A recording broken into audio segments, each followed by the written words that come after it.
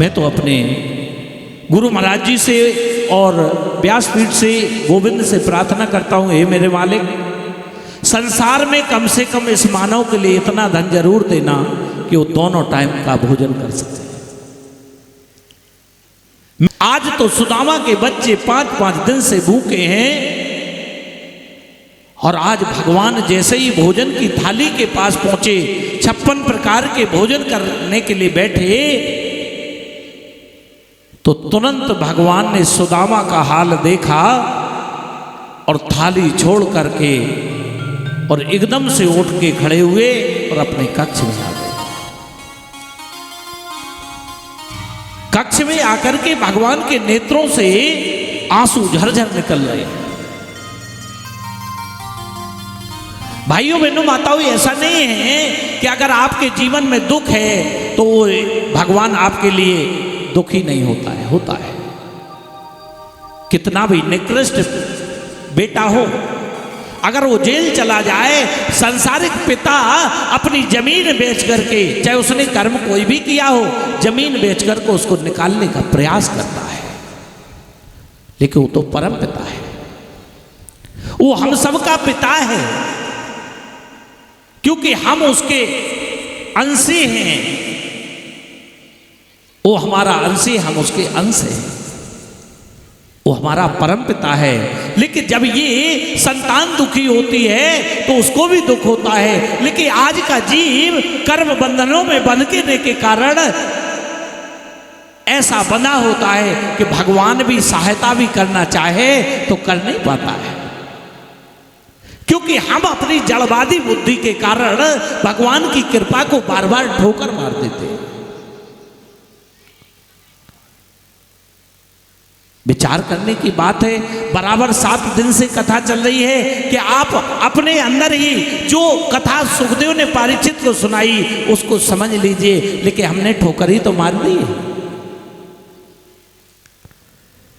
लेकिन जो भक्त होता है उसके लिए भगवान रोता है। रुक्मणी पीछे से पहुंची और देखा कि भगवान रो रहे हैं। आज रुक्मणी को बड़ा कष्ट हुआ कि पहली बार जीवन में और कृष्ण के आंखों में, नेत्रों में अश्रु देखे।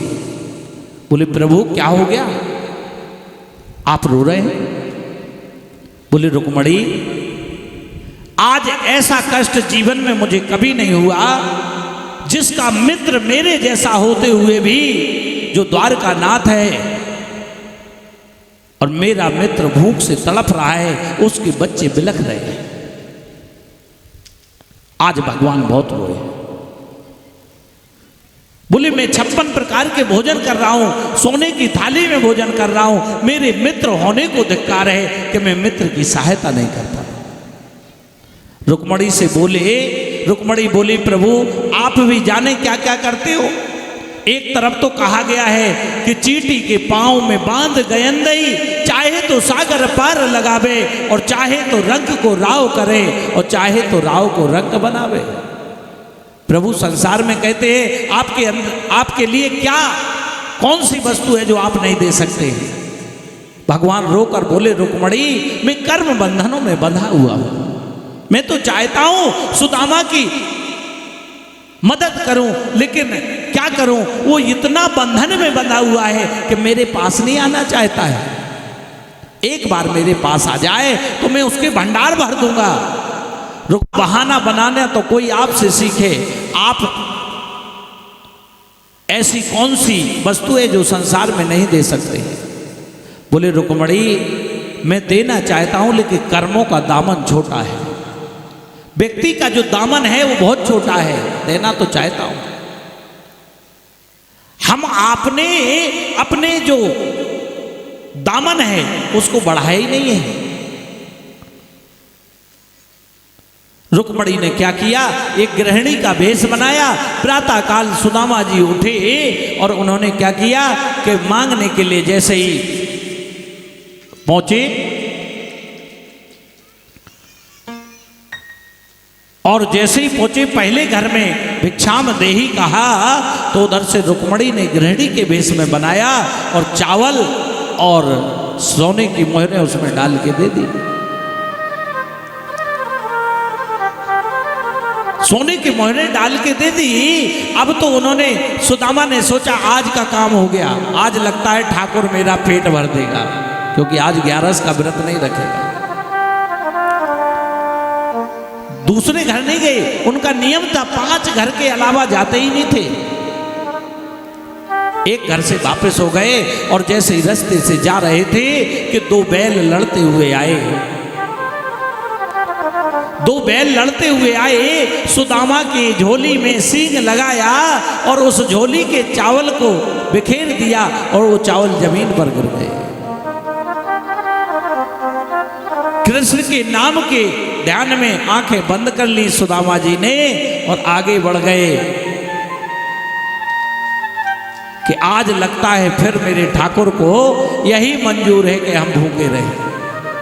घर पहुंचे, आज तो सुशीला से रहा नहीं गया और जीवन में पहली बार थोड़े कठोर शब्द बोले। सुशीला, जिसका नाम, उनकी पत्नी का नाम सुशीला है, पहली बार कठोर शब्द क्या बोले, वो भी कठोर शब्द सुनिए। बहुत ज्यादा बोल दी। बहुत ज्यादा में क्या बोला? बोले स्वामी,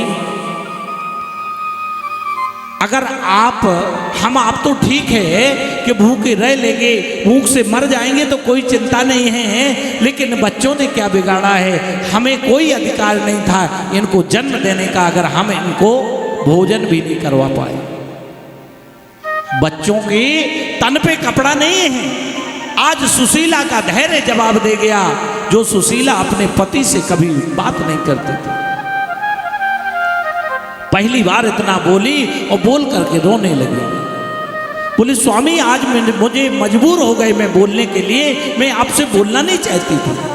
अब विचार करो, जिस माँ बाप के सामने उसके बच्चे 6 दिन से भूखे हों और वो भोजन नहीं करवा पाए, उस माँ बाप के हृदय पे क्या गुजरती है?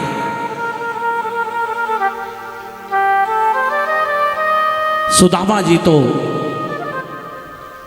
जी को बुरा नहीं लगा, क्योंकि वो जानते थे मां का हृदय तो मां का हृदय है।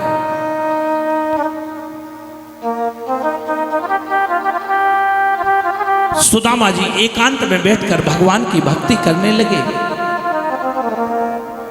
कृष्ण भगवान ने सोचा ये ऐसे तो आने वाला नहीं है। कृष्ण भगवान ने क्या किया, एक ब्राह्मण का भेष बनाया, संत का भेष बनाया और सुशीला के दरवाजे पर खड़े हो गए। सुदामा नगर में गए हुए थे। बोले भिक्षाम देहि। अंदर से आवाज आ रही है, अंदर से आवाज आ रही, महाराज हमारे यहां तो शोर पड़ गई है। शोर जानते हो? अब वो तो भगवान ही थे। बोले शोर किसकी पड़ गई इस घर में? क्योंकि घर ज्यादा बड़ा तो था नहीं, सामने से पूरा दिख रहा था, गेट नहीं थे, गरीबी थी। बोले एक ही माता सामने खड़ी दिख रही है, बहन जी कौन है जो शोर में पड़ गया? तो रो करके सुशीला बोली, आज हमारे यहां गरीबी की शोर पड़ गई है। आप तो बहुत रोई है। इसलिए नहीं रोई कि मेरे यहां मैं भूखी हूं 6 दिन से, मेरे बच्चे भूखे। आज पहली बार फूट फूट के इसलिए रो रही है कि आज मेरे दरवाजे से कोई संत भूखा जा रहा है, उसे मैं कुछ दे नहीं पा रही। कि साईं इतना दीजिए कि जामे कुटुंब समाए, मैं भी भूखा ना रहूं और साधु भी भूखा न जाए। हे प्रभु, कम से कम इतना तो देते। चलो मैं तो भूखी रह लूंगी, लेकिन कम से कम मेरे दरवाजे से संत भूखा तो नहीं जाता। बहुत रोई। आज मेरे दरवाजे से पहली बार सुशीला को दुख हुआ, अभी तक उतना दुख नहीं था। आज दुख इसलिए है कि कोई संत मेरे दरवाजे से खाली हाथ जा रहा है। भाइयों बहनों माताओं ध्यान देना, अगर हमारे दरवाजे पर कभी संत आ जाए तो संत को संतुष्ट करके जरूर भेजना।